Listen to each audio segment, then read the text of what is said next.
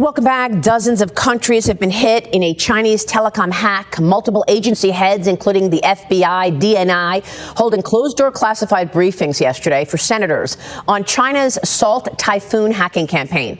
It's burrowed deep inside American telecom companies that you use, like AT&T and Verizon. U.S. officials believe that the hackers likely stole data and information from more than 1 million American customers.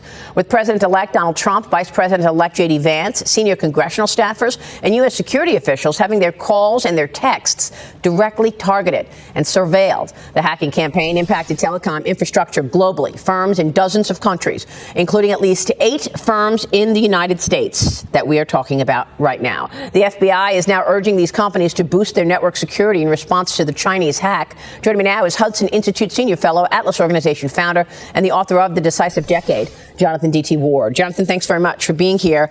This is an incredible story that China is now in our phones. And I don't know. I mean, is there anything we can do about it, that China is surveilling American citizens and leadership in Washington so heavily?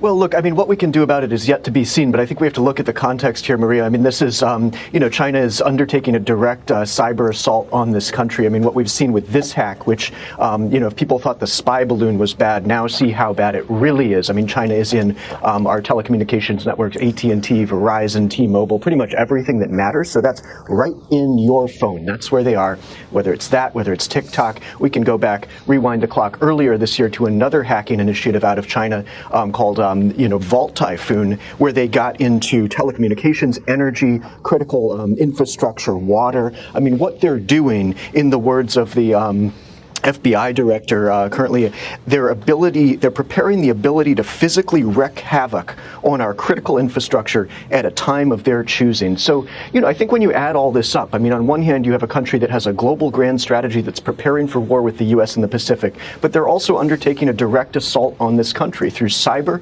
through fentanyl, which has now killed more Americans than the entirety of the Second World War.